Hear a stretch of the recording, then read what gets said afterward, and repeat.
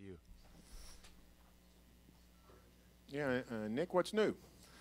Yeah, not much. Another day at the office. What do you think of? I mean, it's a different team than you left when last April. What do you think of all the changes? Yeah, it is it's surprising. I think it's really good for us. We got a lot of talent. I think a lot of guys are motivated to have the best team we can. And but yeah, you're right. A lot of changes, and you know, we'll see how it goes. I think it's our job to get to work and try to figure out the best way to play together and best way to have the best season we can.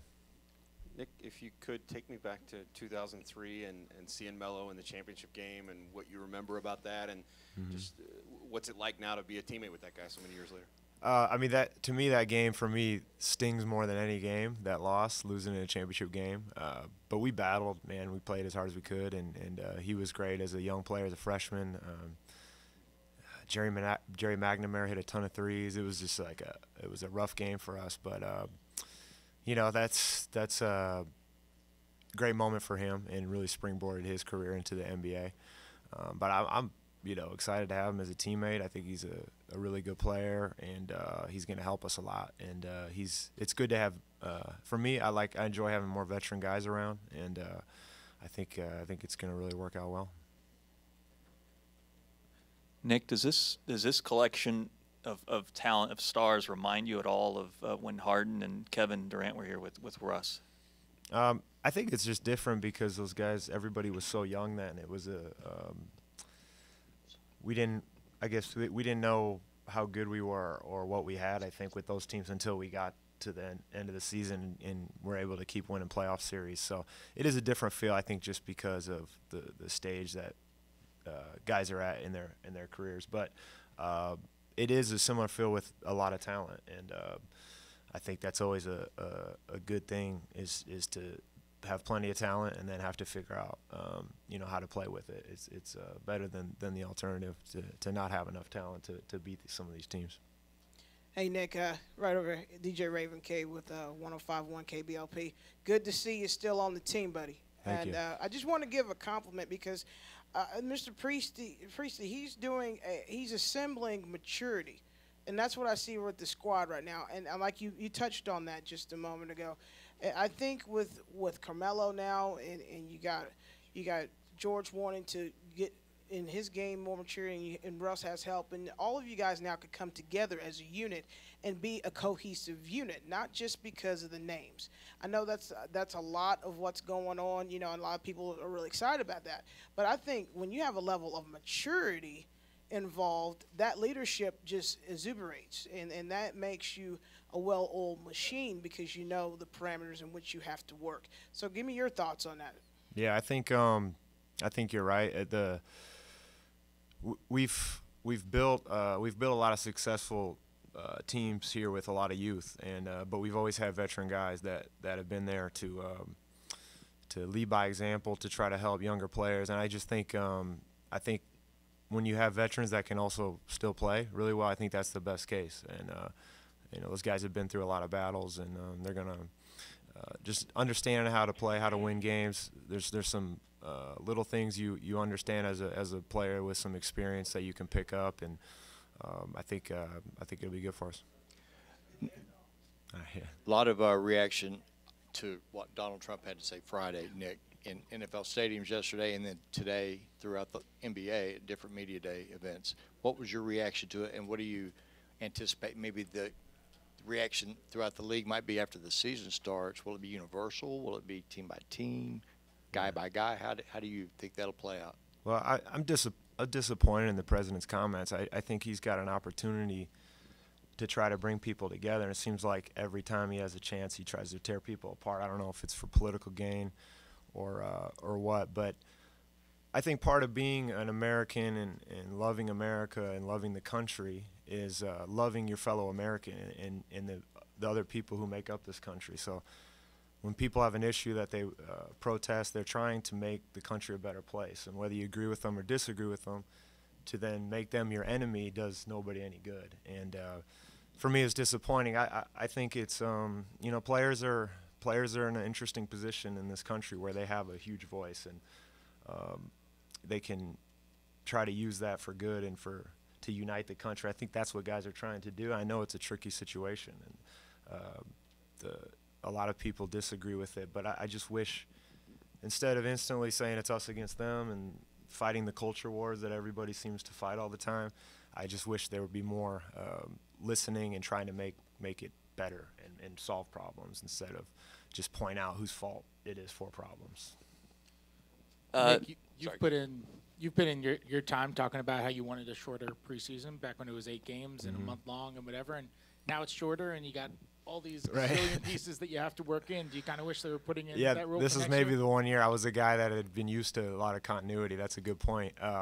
Yeah, I mean, I'm sure Coach Donovan would like as much time as we could have, but you know, we're going to be on this level playing field. Everyone else has got a short camp, and you know, that's good about what we were saying about experience. I think that'll help guys understand how to play the game and understand how to play basketball. So I think that'll help us. It's probably easier to have, you know, a shorter camp with more veteran guys, but it'll be a challenge. You know, we got to get the most out of every day we're together. Nick, you're one of the league's elder statesmen, so to speak. You're one of the liked and respected guys, not just by fans, but by players and executives as well. Do you see a future in basketball after you're done playing, maybe coaching, maybe in the front office, maybe with the Thunder? Possibly. I think I really want to go into this season and really make the most as a player. You know, I've been doing this for a long time, since I was a kid, and it very well might be my last year. It's probably my last year, and I want to make the most of it. So I don't want to be like 1 foot out the door, but I think whenever that time comes, I'll put in a lot of thought. You know, I want to be able to balance my personal life. I have an 11-year-old daughter, and just making sure I have enough time for her. So there's a lot of things in play there. But, yeah, the game has been great to me. I enjoy the game. I think I have something to offer, but it's still a little bit down the road to make those decisions. Yeah, Nick, how tough of a job does Billy have this year, trying to mash all these new pieces and high-profile pieces? Well, I think it's as a coach, I'm sure you want to be able to have a lot of talent, and I think that's what you want more than anything. I think we have that. You know, I think it could be. I think having new guys in general is difficult. Just trying to get people to understand every single set and all the things that you got to put in for a basketball team.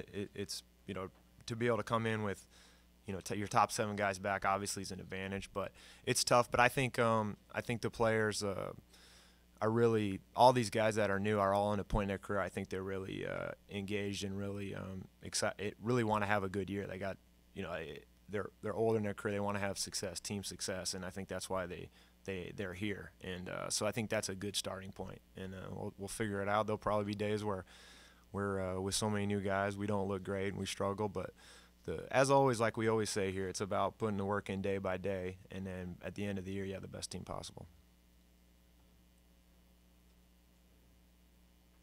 Nick, you've seen a lot of guys come and go in the organization. Seeing Ennis leave the other day, had you ever seen a bigger ambassador to a community and to the team like Ennis? I mean, Ennis was great for us while he was here, and that's a really hard part about what we do. Guys are coming and going all the time, and yeah, Ennis loved Oklahoma City and was so active in the community and did so many good things, and you know, I think he understands it. It's a business. That's the line everybody says, but it's true. And he'll continue to do those things wherever he can. That's the type of guy he is, and to him that's as important as his basketball career is what he's doing to help other people.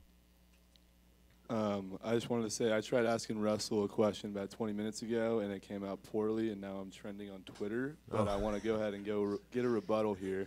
So I'm just curious, are you expecting a farewell tour this season? I don't think anybody out of Oklahoma would even know about whether, you know, where I'm at in my career. So not really. I think, you know, I pretty, like I said, I'm pretty sure I probably didn't handle it the best, have been clear on whether it is or not. I'm pretty sure it is. You never know whether it's my last year or not, but I don't know. Like I said, I'm just going to enjoy it and try to make the most out of it. And, yeah, that's about all I really had to say about it. Giving up Ennis and bringing back Melo means that you guys are down a center from where you were 72 hours ago. Have you had conversations since and what that might do to your playing time in comparison for last year? Have you guys even gotten to that point? No, we haven't got to that point. I think for me, I've learned that you just have to be ready, and things happen, things change, guys get hurt. You usually get an opportunity at some point. So for me, I'm trying to be in as good a shape, be as healthy as I can, and see what happens. I think that's always as a player, that's always the best mindset, is to not think anything's set in stone or think anything's going to happen. Just be ready for it, and if opportunity comes, it'd be great. And I hope I'm able to do well with it and play well with it. How do you think this organization is showing that it's willing to continue to go out and add key pieces? How do you think that reflects on a guy like Russell or Paul George that has a decision to make, whether it's before training camp or in free agency in 2018? Mm-hmm.